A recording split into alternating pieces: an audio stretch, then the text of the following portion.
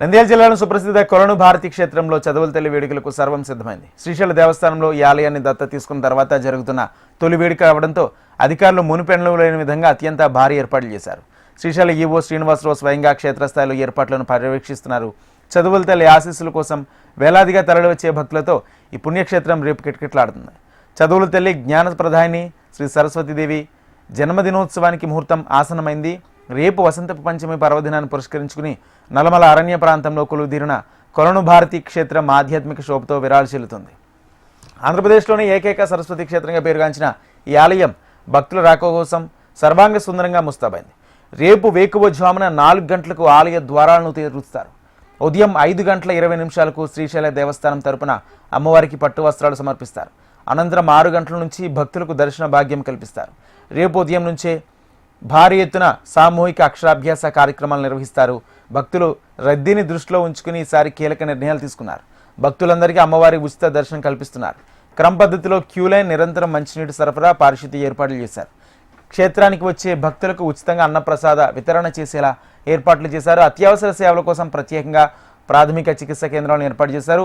భక్తులకు ఎలాంటి ఇబ్బందులు కలగకుండా అన్ని జాగ్రత్తలు తీసుకుంటున్నామంటున్నారు శ్రీశైలం ఈవో శ్రీనివాసరావు.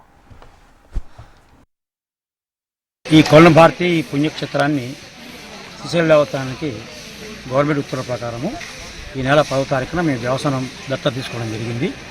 10వ తారీఖు దత్త తీసుకున్న తర్వాత 23వ తారీఖున వసంత పంచమి ఈ వార్షికోత్సవం రావడంతో ఈ ఉన్న పరిధిలో ఈ 10 రోజుల పరిధిలో మేము ఇవన్నీ కరువు చేయాల్సిన పరిస్థితి ఏర్పడింది. దాంట్లో మా సిబ్బందిని ఉత్తర్వులు ఇవ్వడం కానీ ఇవన్నీ రెడీ చేసుకునేసరికి మాకు 3-4 డేస్ పట్టింది. వితిన్ 5 డేస్లో మ్యాక్సిమం ఇవన్నీ కూడా ఏర్పాటు చేయడం జరిగింది. ఫ్రెష్గా తీసుకొని దేవస్థానం వారు భక్తులకు ఎటువంటి అసౌకర్యం కలగకూడదు, అందరికీ మంచిగా సౌకర్యం కలిగించాలి. ఇక్కడ వచ్చే ప్రతి భక్తులు తృప్తిగా దర్శనం చేసుకొని తీర్థప్రసాదం స్వీకరించి ఆనందంగా వెళ్ళాలి తప్ప ఏ ఇబ్బంది కలిగించకూడదు అనే ఉద్దేశంతో మా పై అధికారి యువ వారి ఆదేశాల మేరకు మా సిబ్బంది అందరూ కూడా ఇవన్నీ ఏర్పాటు చేయడం జరిగింది. దీనికి నన్ను ప్రత్యేక అధికారిగా వేయడం జరిగింది. నా పేరు చంద్రప్రసాద్, అసిస్టెంట్ ఎగ్జిక్యూటివ్ ఆఫీసర్. అయితే దేవస్థానంలో ఏర్పాట్ల భాగంగా క్యూ లైన్స్ కానీ ఇంతకుముందు గతంలో టికెట్ ఉండేది, ఫ్రీ దర్శనం పెట్టాం. దేవస్థానం తరఫున ఫ్రీ లైన్ ఏర్పాటు చేయడం జరిగింది.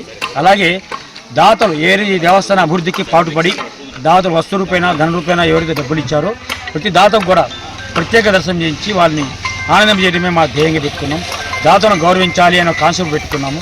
ఆ కాన్సెప్ట్ పెట్టుకుని దాతను గౌరవించినట్లయితే భవిష్యత్తులో అభివృద్ధికి, ఈ టెంపుల్ అభివృద్ధికి ఇంకా వాళ్ళు సహాయ సహకారాలు అందిస్తారని ఒక ఆలోచనతో మేము ఈ నిర్ణయం తీసుకోవడం జరిగింది. ప్రతి దాతకు కూడా మీకు గౌరవంగా దర్శనం చేయించాలి అనే ఒక కాన్సెప్ట్. అలాగే ఈ అక్షరాభ్యాసానికి కూడా ప్రత్యేక క్యూలైను, దర్శనానికి కూడా ప్రత్యేక క్యూలైన్ ఏర్పాటు చేశాము. అంతేకాకుండా అక్షరాభ్యాసం చేసుకున్న వాళ్ళకు 300 రూపాయల టికెట్ ఇవ్వడం జరుగుతుంది. దాంతోపాటు దేవస్థానం అదనంగా భక్తులకు తల్లిదండ్రులకు ప్రసాదం లడ్డు ఇస్తారు, పిల్లలకు బిస్కెట్ ప్యాకెట్ ఇస్తారు. అలాగే కుంకుమ, పసుపు, విభూతి, కలకండ ఇవన్నీ ప్రసాదం కూడా ఇవ్వడం జరుగుతుంది. వీటిని ప్రత్యేకంగా వారు ఏర్పాటు జరిగింది. అలాగే దర్శనం చేసుకున్న ప్రతి భక్తులకు కూడా పొద్దునుంచి గుడి ఓపెన్ చేసిన కాడి నుంచి ముగించే వరకు, క్లోజ్ చేసేంత వరకు కూడా ప్రతి భక్తుడికి ప్రసాదం అనేది వితరణ జరుగుతుంది.